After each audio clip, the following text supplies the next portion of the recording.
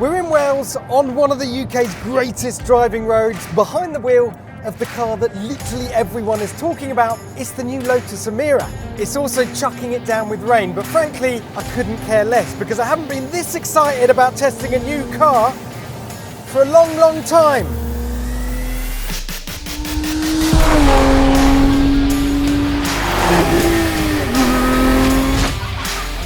Just look at it.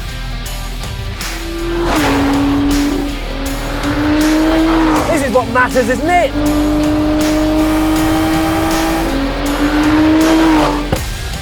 Job number one, done.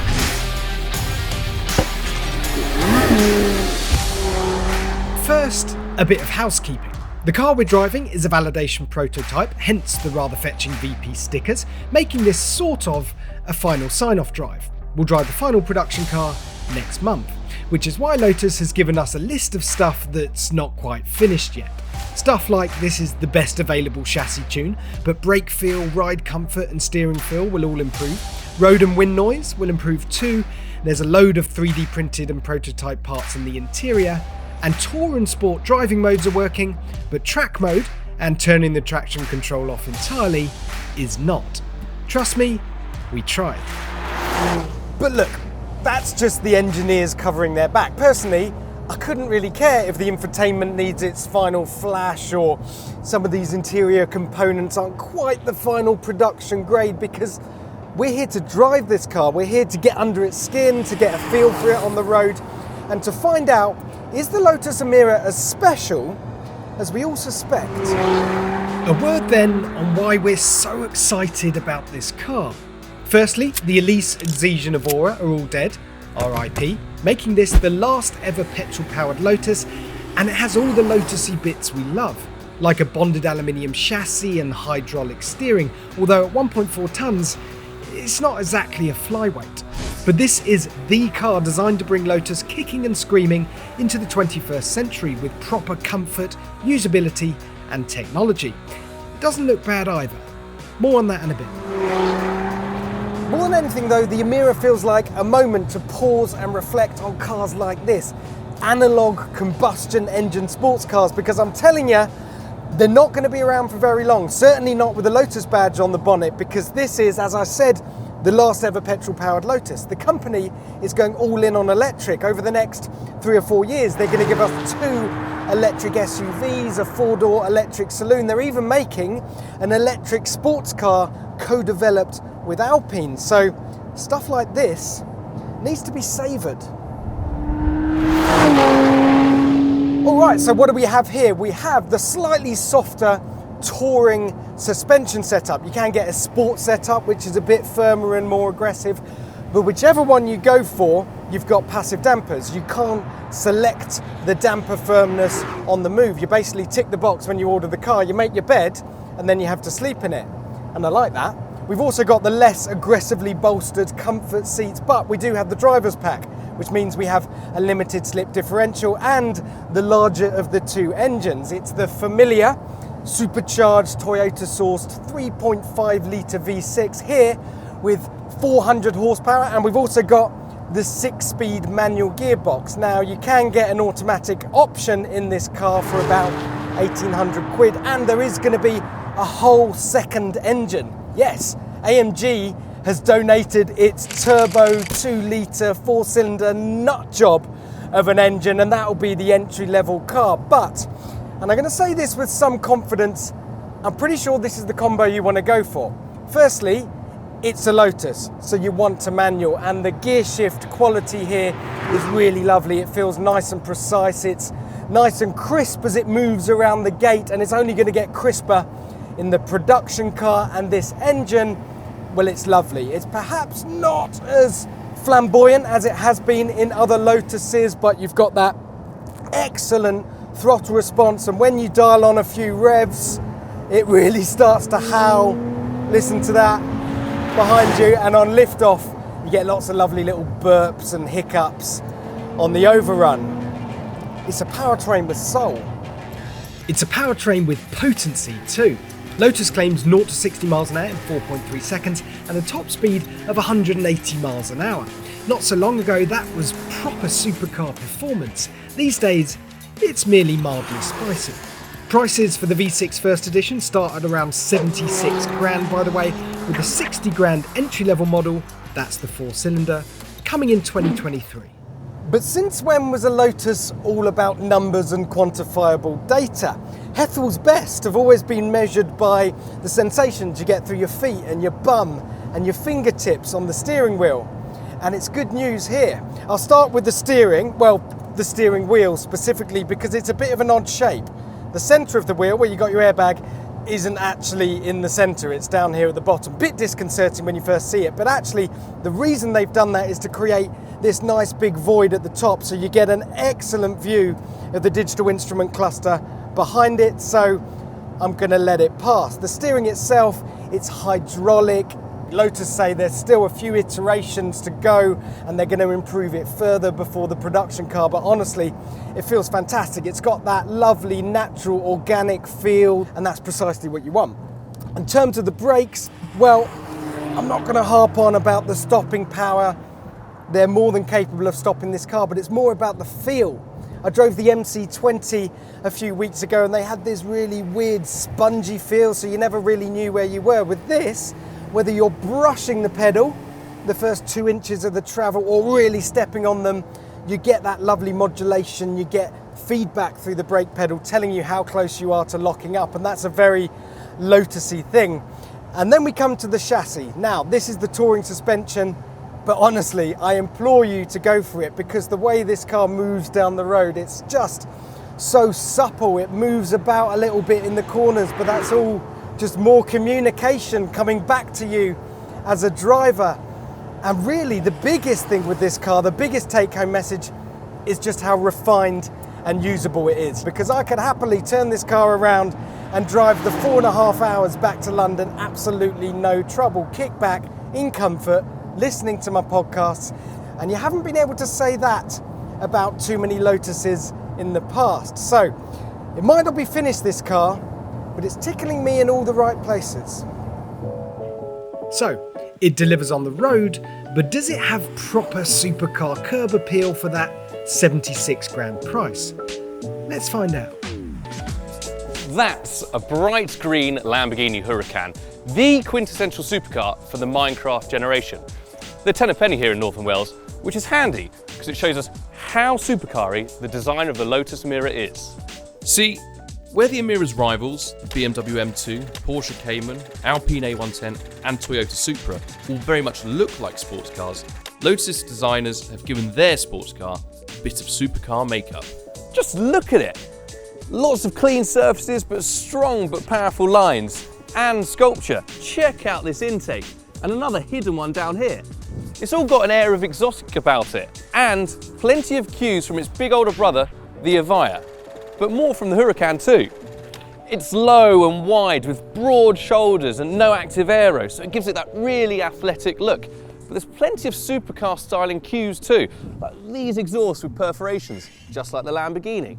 A fighter jet ignition, just like the Lamborghini. Plus a porthole so you can look at the engine, just like the Lamborghini.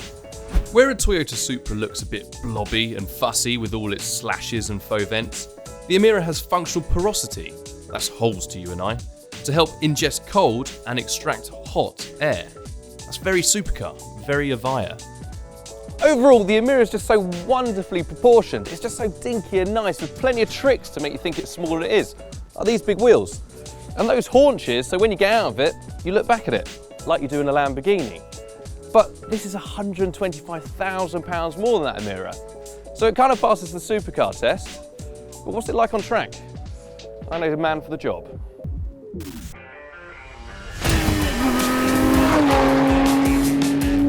Yeehaw! Emira on track!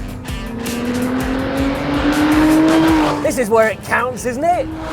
Super excited about this, obviously, but it's a prototype, and a prototype no less, that's been testing all the driver assistance systems, the stuff that we don't normally like very much, the lane keep and radar cruise, which means obviously that the traction control is very much on, which is a little bit of a shame because it means no skids, and you get the feeling that with a little bit of a bung, and a bit of power, this would actually quite like to do a little slide.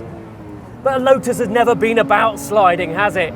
It's been about playing at the margins of grip. It's been about all that beautiful balance, the steering feel. And that's what this still seems to be doing very nicely indeed.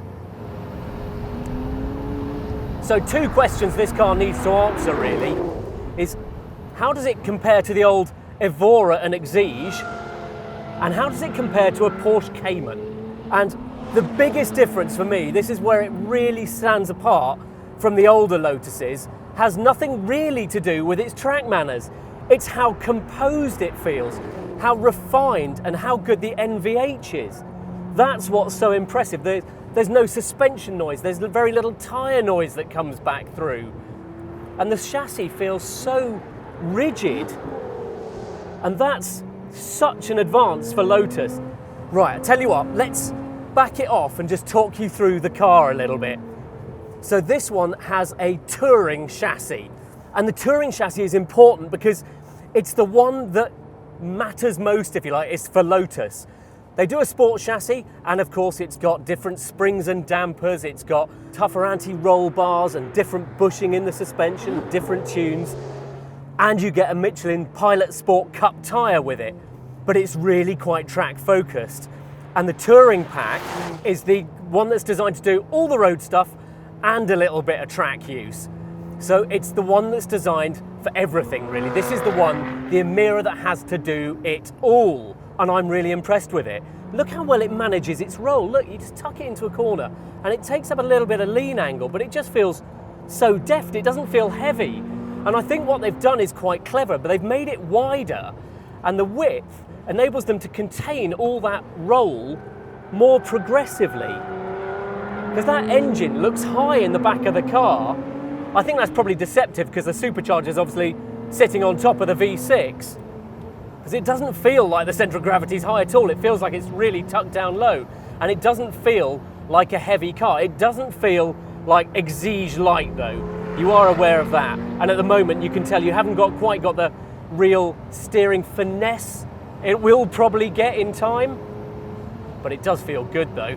This uses a Goodyear Eagle F1 tyre, and that feels very together actually. It's got a little bit of understeer, it runs softer tyre pressures at the front, and it's a bit narrower just to keep that lovely steering feel. Right, hard on the brakes down into the chicane, and the brakes in this one, and in fact in all launch editions, I'll have a 2-piece system, so they're a lighter weight. They've got an aluminium hub and then an iron disc. And the entry-level versions, to get that cost down a little bit, to under 60 grand, will have a full iron 1-piece system. These are the standard seats, and I think I'd be looking at a sports seat actually. They're not quite firm enough, they're not holding at the sides quite well enough for me. It's not super fast, but it's more than quick enough. I think it's because the supercharger obviously is so progressive all the way across the range that it's probably quite deceptive how fast you're accelerating. For a car that Lotus say is, well, depending on which parts they're talking about, between 80 and 95% finished, this feels really, really ready and really, really good. So this or a Cayman GTS 4 litre? I mean, that's a really tough one because that Cayman is so, so good and probably more easily recommendable than this. But just in terms of all this quality and how easy it is to drive, that's a game changer for Lotus, and it makes this the most significant car Lotus has built since the Elise. Which means the only thing left to find out is how practical it is.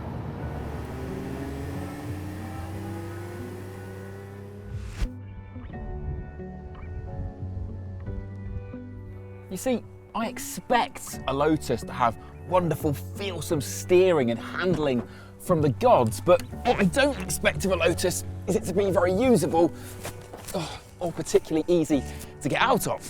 And I speak from experience because I actually used to own an Elise. I loved it. The only reason I sold it in the end was because I got bored of it breaking down. So what I'm more interested to see is not to go for a play on the track, but to see if Lotus has started to sweat the small stuff. For example, in the new Lotus, do you have to choose between taking a passenger or your luggage? Right, open the boot, and in it goes with just enough space left over for a rucksack. Right, job number 1 done. Let's get inside.